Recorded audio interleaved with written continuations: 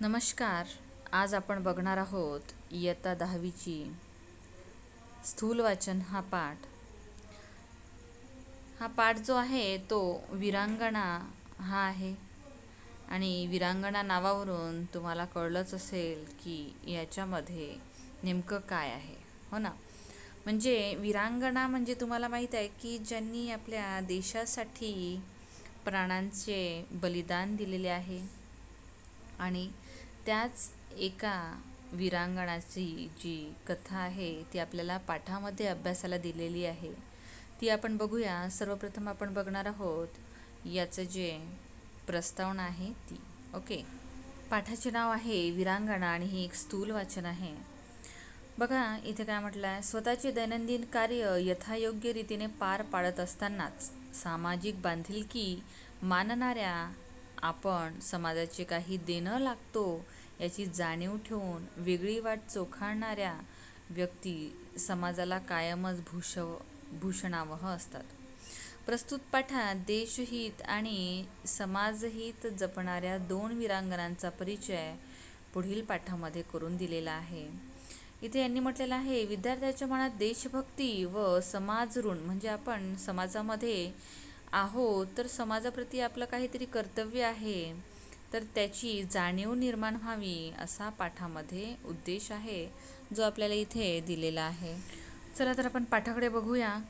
इथे तुम्हाला एक फोटो दिसतोय जो लेफ्टनंट स्वाती संतोष महाडिक यांचा आहे. बघा ह्याच ज्या वीरांगणा आहेत त्यांच्याबद्दल आपण थोडी माहिती जाणून घेणार आहोत. देशासाठी सदैव शीर तळ हातावर घेणारा वीर सैनिक व त्याला तितक्याच प्राणपणाने साथ देणारी वीर पत्नी हे देशाचे भूषण आहेत. म्हणजेच जेवढा एखादा सैनिक देशासाठी काय करत असतो, लढत असतो, तेवढ्याच हिमतीने त्याची जी पत्नी आहे ती त्याला साथ देत असते. म्हणून म्हटलं यांनी, नियतीच्या आघाताने खचून जाणे हे वीर पत्नीच्या स्वभावातच नसते. वीरगती प्राप्त झालेल्या कर्नल संतोष महाडिक यांच्या पत्नी स्वाती महाडिक यांचा निर्धार उभ्या महाराष्ट्राला अभिमानास्पद आहे. वीरपत्नींचे निधन आयुष्यातील सर्वात दुःखद क्षण. परंतु याच वेळी कर्नल महाडिक यांचे सैन्यात राहण्याचे अपूर्ण स्वप्न आपण सैन्यात भरती होऊन पूर्ण करायचं हा स्वाती महाडिक यांचा निर्धार. म्हणजे त्यांचे जे पती आहेत त्यांचं निधन झाल्यानंतरही म्हणजे त्यांना वीरगती प्राप्त झाली असूनही त्यांचं जे अपूर्ण राहिलेलं स्वप्न होतं की सैन्यामध्ये भरती राहून पूर्ण करायचं ते आता स्वाती महाडिक म्हणजेच त्यांच्या पत्नीने उठवलेलं आहे. की त्यांनी निर्धार केलेला आहे की आपण आपल्या पतीचं स्वप्न पूर्ण करायचं. आणि त्यांनी काय केलं बघा, आपल्या दोन्ही मुलांनाही सैन्यातच पाठवायचा त्यांचा निर्णय आणि त्यांच्या पूर्ततेसाठी म्हणजे त्यांचे जे निर्णय आहे तो पूर्ण करण्यासाठी त्यांनी खडतर प्रशिक्षणातून स्वतःला सिद्ध केलेल्या या वीरांगणेचा हा परिचय तुम्हाला निश्चितच प्रेरक ठरेल असे इथे म्हटलेलं आहे. बघूया त्यांचा जो खडतर प्रवास आहे तो कसा झाला आहे. महाराष्ट्र कन्या लेफ्टनंट स्वाती महाडिक यांचा भाऊक वीर पत्नी ते सज्ज वीरांगणा असा प्रवास अत्यंत धाडसी, प्रेरक आणि थक्क करणारा आहे. बघूया त्यांच्याविषयी पुढील माहिती आहे, लक्ष देऊन बघा. त्यांनी म्हटलं आहे, शिवाजी विद्यापीठातून BSc व MSW अभ्यासक्रम पूर्ण केल्यानंतर पुणे महानगरपालिकेतील झोपडपट्टी पुनर्वसन विभागात दारिद्र्य रेषेखालील लोकांसाठीच्या विविध योजना राबवण्याचे काम स्वाती महाडिक करत होत्या. शिक्षण पूर्ण झाल्यावर त्यांनी सुखी संसार करण्याची स्वप्ने पाहिली होती. दरम्यानच्या काळात त्यांचा विवाह भारतीय लष्करातील अधिकारी श्री संतोष महाडिक यांच्याशी झाला. लग्नानंतर त्यांनी B.Ed आणि इतर अनेक व्यावसायिक अभ्यासक्रम पूर्ण केले. त्यानंतर आर्मी पब्लिक स्कूलमध्ये शिक्षिकेची नोकरी केली. त्यांनी अनेक असे व्यवसाय केले, अनेक असं एज्युकेशन घेतलं. आणि बघा समोर 12.5 वर्षाच्या सुखी संसारातील कार्तिकी व स्वराज ही त्यांची 2 अपत्ये, एक मुलगी आणि एक मुलगा. नंतर बघा कर्नल संतोष महाडिक यांचे पहिले प्रेम म्हणजे भारतीय सैन्य दल. म्हणजे ह्या ज्या स्वाती महाडिक आहेत, यांच्या पतीचे जे पहिले प्रेम होते ते त्यांचं सैन्य दल होतं आणि आपली वर्दी होती. त्याच्यानंतर बाकीच्या गोष्टी म्हणजे त्यांचा संसार. आता त्यांचा बघा, त्यांनी म्हटलं याची जाणीव स्वाती महाडिक यांनाही होतीच. भारतीय सैन्य दलात आपल्या वैशिष्ट्यपूर्ण कामगिरीचा व आगळ्या व्यक्तिमत्वाचा ठसा कर्नल संतोष महाडिक यांनी निर्माण केला होता. आणि अचानक 17 नोव्हेंबर 2015 रोजी जम्मू काश्मीरच्या कुपवाड्यात 49 राष्ट्रीय बटालियनचे कर्नल संतोष महाडिक यांचा दहशतवाद्यांनी निकराने लढा देताना वीरमरण आले. म्हणजे 2015मध्ये त्यांचा मृत्यू झाला. मृत्यू म्हणजेच त्यांना वीरमरण प्राप्त झाले. नियतीच्या आघाताने खचून जाणे वीरपत्नीच्या स्वभावातच नसते. म्हणजेच कुठलीच जी वीरपत्नी आहे ती त्यांच्या वीरमरणावर कधीच खचून जात नाही, तर धैर्याने ती समोर येत असते. आणि तसंच स्वाती महाडिक यांनी केलं. त्यांनी म्हटलं असीम धैर्य म्हणजेच अमाप असं धैर्य लागत असतं. आणि तसंच असलेल्या स्वाती महाडिक यांनी पतीच्या अंत्यविधीच्या वेळेस भारतीय सैन्यात रुजू होण्याचा निर्णय केला. म्हणजे जेव्हा त्यांची अंत्यविधी होती तेव्हाच त्यांनी काय केलं, असं ठरवलं की आपण पण काय करायचं, आपल्या पतीचं जे स्वप्न आहे सैन्यात रुजू व्हायचं ते त्यांनी पूर्ण केलं. वयाच्या 40च्या आसपास असूनही बघा त्यांचं वय किती झालेलं होतं, 40च्या पण त्या आसपास होत्या. कोण तर महाडिक. समोर बघा त्यांनी म्हटलं आहे पतीच्या अंत्यविधीच्या वेळी भारतीय सैन्यात रुजू होण्याचा त्यांचा निर्णय केला, तो पण वयाच्या 40च्या आसपास. वीरपत्नीने निश्चयपूर्तीचा ध्यास घेतला. त्यासाठी विशेष परवानगी घेऊन प्रयत्नपूर्वक वयाची अट शिथिल करून घेतली. स्टेट सिलेक्शन बोर्डाची परीक्षा पहिल्याच प्रयत्नात उत्तीर्ण होऊन स्वाती महाडिक यांनी शारीरिक व वैद्यकीय चाचण्याची यशस्वीपणे पार पाडल्या. बघा वयाच्या 40व्या वर्षी त्यांनी कोणता निर्णय घेतला आणि त्या यशस्वी पारसुद्धा त्यांनी केलेले आहे. तर त्यांनी म्हटलं समोर, त्यातून त्यांची निवड ऑफिसर्स ट्रेनिंग अकॅडमी चेन्नई येथे झाली. तर तेथे त्यांनी 11 महिन्यांचे अतिशय खडतर प्रशिक्षण पूर्ण केले. बघा त्या वयामध्ये हे जे प्रशिक्षण आहे ते पूर्ण करणं म्हणजे तोच मोठा प्रश्न आहे. आणि त्यांनी तो काय केलेला आहे, प्रशिक्षण पूर्ण केलेलं आहे. आणि 9 सप्टेंबर 2017 रोजी म्हणजेच त्यांच्या पतीच्या मृत्यूच्या 2 वर्षानंतर त्यांनी लेफ्टनंट म्हणून लष्करात दाखल झाल्या. आपल्या खांद्यावर अभिमानाचे 2 स्टार मिळवले. त्यावेळी त्यांची मुलगी कार्तिकी ही 7वी तर मुलगा स्वराज हा इयत्ता 2रीत शिकत होता. बघा किती छोटे छोटे मुलं त्यांनी सोडून काय केलं, त्यांच्या पतीचं जे स्वप्न होतं ते त्यांनी पूर्ण केलं आणि वयाच्या 40व्या वर्षी त्या लेफ्टनंट बनल्या. त्या वीरपत्नीने देशासाठी पतीने केलेल्या बलिदानानंतर खचून न जाता सैन्य दलात भरती होऊन गेल्या.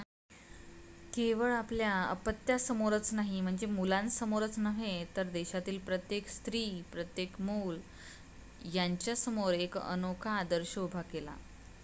त्याबद्दल त्यांचे आई वडील, सासरची मंडळी व मुलांनाही त्यांचा सार्थ अभिमान वाटतो. स्वाती लहानपणापासूनच धाडसी होती असे त्यांची आई सांगतात. पतीच्या मृत्यूनंतर समाजाने त्यांना शिक्षण क्षेत्रात तसेच राजकीय क्षेत्रात मानाच्या अनेक संधी दिल्या. अनेक सुखासीन आयुष्य देऊ केले होते, परंतु ती सर्व प्रलोभने झुंगारून त्यांनी सैन्यात भरती होऊन पतीचे पहिलेच प्रेम म्हणजेच त्यांचं जे त्यांच्या कामाबद्दलचं प्रेम होतं ते त्यांनी काय केलं, जिवंत ठेवण्याचा धाडसी निर्णय घेतला. त्याचवेळी पित्याचे छत्र हरवलेल्या आपल्या दोन्ही मुलांना सैन्यातच पाठवणार हा स्वातीताईंचा निर्धार हे देशप्रेमाचे जिद्दीचे मूर्त रूप आहे. म्हणजे बघा त्यांचे पती ज्यांना वीरमरण आलेलं होतं त्यांचं जे दुःख होतं ते असूनसुद्धा त्यांनी स्वतः पण सैन्यामध्ये भरती घेतली आणि त्यांच्या मुलांनासुद्धा सैन्यात पाठवायचं ठरवलं. म्हणजे यावरून आपल्याला कळतं की त्यांचं देशाबद्दलचं प्रेम किती अतूट होतं. त्यांचा जो खडतर प्रवास आहे तो कसा झाला बघूया.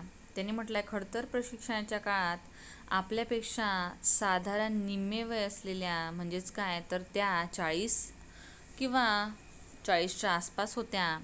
आणि त्यांच्या ज्या समोर असणारे जे मुलं होते किंवा त्यांच्यासोबत काम करणारे जे मुलं होते, प्रशिक्षण घेणारे, त्यांचं वय असेल कदाचित 22 ते 23 वर्षाचे तरुण. त्यांनी म्हटलं त्यांच्याबरोबर प्रशिक्षण घेताना स्वातीचा उत्साह सरत्या काळालाही लाजवणारा होता. म्हणजे त्यांचं जे प्रदर्शन होतं ते त्या 22 आणि 23 तरुण मुलाच्याही पेक्षा चांगलं होतं असं म्हटलेलं आहे. हे प्रशिक्षण त्यांना खडतर वाटले नाही, उलट त्यांच्या दुःखावर मात करण्याचे ते एक साधन ठरले. कारण तेव्हाच त्यांचे पती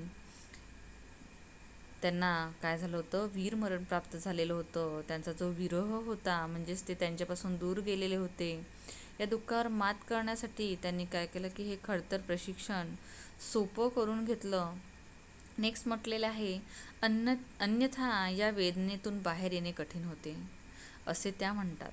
मुक्कामापेक्षा नियोजनबद्ध प्रवासावर अधिक विश्वास ठेवणे स्वाती महाडिक यांना महत्त्वाचे वाटते. कारण त्यांच्या मते एखादे मुक्कामाचे ठिकाण कधी येणार याचा विचार करतो तेव्हा ते अधिक खडतर वाटतं. जेव्हा आपण त्या प्रवासाचा आनंद घेतो, मार्गक्रमण करतो, तेव्हा तो प्रवास खडतर वाटत नाही. म्हणजेच काय तर इथे यांनी म्हटलेलं आहे, जर एखाद्या प्रवासाबद्दल आपण कंटिन्यू विचार करत राहिलो तर तो आपल्याला जास्त खडतर वाटतो, हो ना.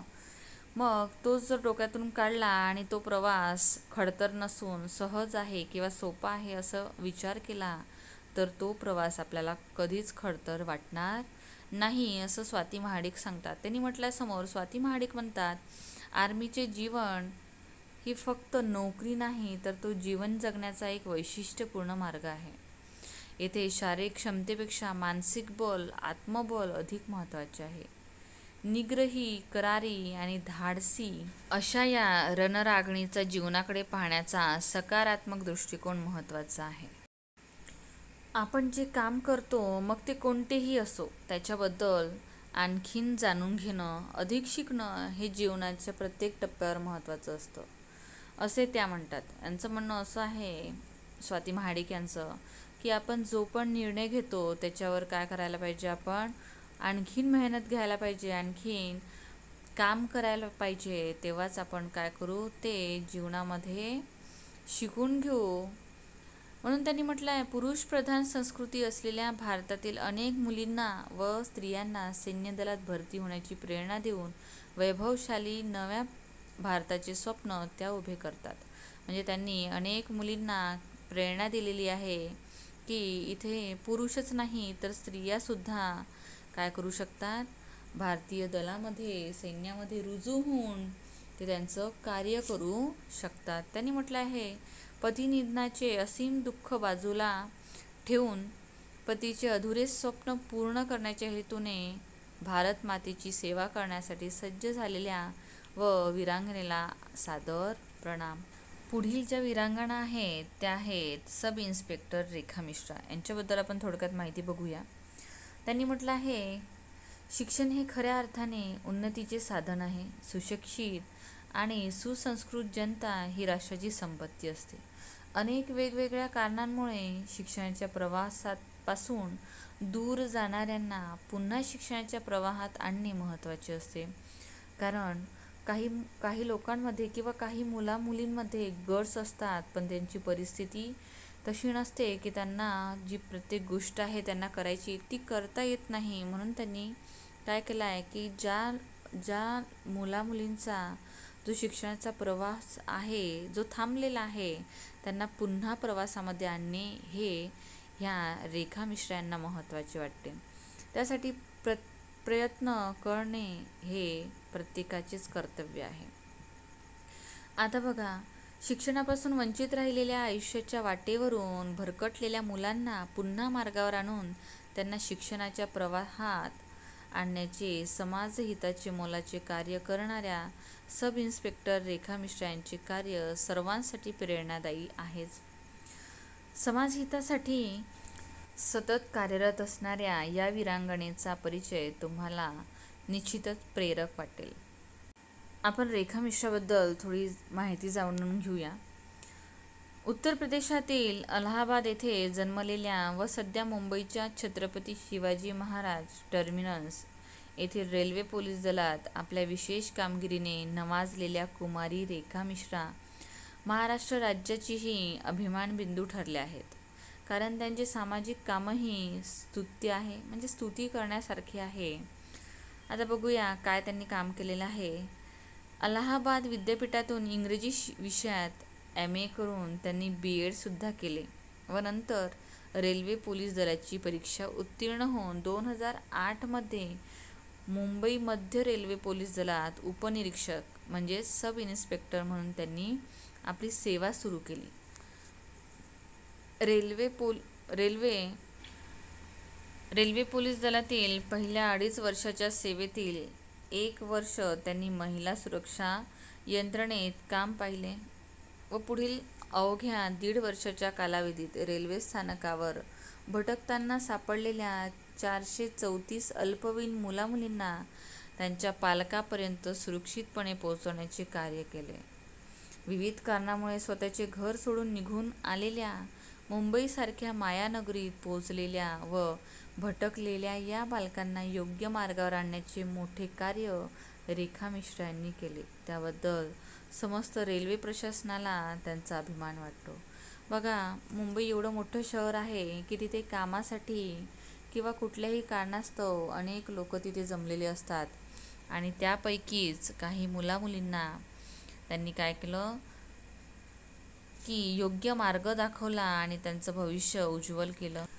पहिल्याच केसमध्ये घरातून पळून आलेल्या 14 वर्षीय मुलांचे मनपरिवर्तन करून त्यांनी त्याला सुखरूप त्यांच्या आईवडिलांच्या ताब्यात दिले. बघा त्यांनी काय काय केलेलं आहे इथे सांगितलेलं आहे आपल्याला.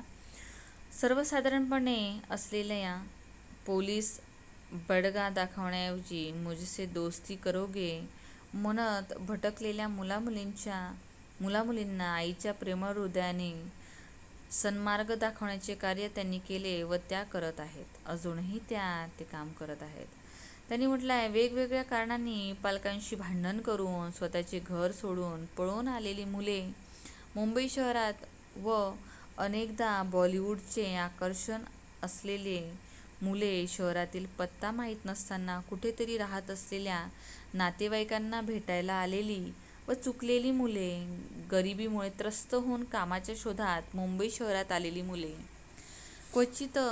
क्वचित प्रसंग समाजकंटकांनी अवैध कामासाठी फसवून पळवून आणलेल्या मुलामुलींनाही सोडवण्याचे काम रेखा मिश्रा यांनी केले. त्यामुळेच कुटुंबापासून दुरावलेली अनेक मुले पुन्हा शाळेत जाऊन नाचू बागडू लागली. त्यांना जीवनदान मिळाले. एकदा दक्षिण भारतातून अपहरण करून आणल्या गेलेल्या 3 तमिळ भाषिक शाळकरी मुलींना सोडवून घरी पोहोचवण्याच्या कामात रेखाजींना सलग 48 तास ड्युटीवर राहावे लागले. अथक प्रयत्न करून या मुलींना सुरक्षितपणे त्यांच्या पालकांच्या स्वाधीन करेपर्यंत त्या स्वस्थ बसल्या नाहीत. एक प्रसंग कथन करताना त्या सांगतात की फेसबुकवरील गप्पातील म्हणजे चॅट अनोळखी व्यक्तींच्या मैत्रीच्या शोधार्थ आलेल्या मुलींना समजावून सांगणे व त्यांना सुरक्षित त्यांच्या घरी पोहोचवणे हे तर फारच जिकरीचे असते. म्हणजेच काय तर कुणी कोणाला बघत पण नाही आणि फेसबुकच्या माध्यमातून काय होते, एकमेकाची ओळख होते आणि त्यांना मग समजावून त्यांच्या घरी पोहोचणे असं म्हटलं आहे यांनी रेखा मिश्रांनी की हे खूप जिकरीचं म्हणजेच खूप धाडसीचं काम होतं. कारण 14-15 या वयोगटातील भरकटलेल्या मुलामुलींच्या भावभावनांना आवर घालणे सोपे नसते. कारण त्यांना असं वाटत असतं की ते जे करत आहेत तेच काय आहे, अगदी योग्य आहे. आणि म्हणून इथे रेखाजींनी म्हटलं आहे की त्यांना समजवणे हे काय सोपं नसते. काही वेळा प्रेमाने तर काही वेळा कायद्याने भय दाखवून या मुलांना चुकीच्या गोष्टीपासून दूर करावे लागले. हे मोठे आव्हानच असते. रेखाजींच्या प्रसंगावधानाने ही मुले कोणत्याही गैरप्रवृत्तींना बळी न पडता पुन्हा शिक्षणाच्या प्रवाहात सामील झाली. अन्यथा त्यांचे भविष्य काय असते याची कल्पना न केलेलीच बरी. कारण अनेक अशी मुलं आहेत जे काय आहे त्यांच्या घरापासून त्यांच्या आईवडिलापासून बरेच लांब आहेत आणि त्यांना खूप संकटांशी तोंड द्यावं लागत असतं आणि त्यांची परिस्थिती काय आहे हे आपण विचार न केलेलाच बरा, असं रेखाजींनी म्हटलेलं आहे. त्या म्हणतात, भरकटलेल्या मुलांच्या आयुष्याला वळण देणे, त्यांना शिक्षणाच्या प्रवाहात आणून त्यांचे भविष्य घडवणे, अशा कार्याची समाजाला नेहमीच गरज असते. राष्ट्रघडणीत त्यांचा वाटाही मोलाचा असतो. म्हणजे जे न्यू जनरेशन आहे त्यांचा वाटा जो आहे तो मोलाचा असतो. म्हणूनच सब इन्स्पेक्टर रेखा मिश्रा यांनी स्वीकारलेल्या या अनोख्या कार्याला मानाचा मुजरा, आणि आपण सर्वसुद्धा या दोन वीरांगनांना मुजरा देऊया आणि त्यांचे नमन करूया. जर व्हिडिओ तुम्हाला आवडला असेल तर प्लीज लाईक करा, शेअर करा आणि सबस्क्राईब करायला विसरू नका.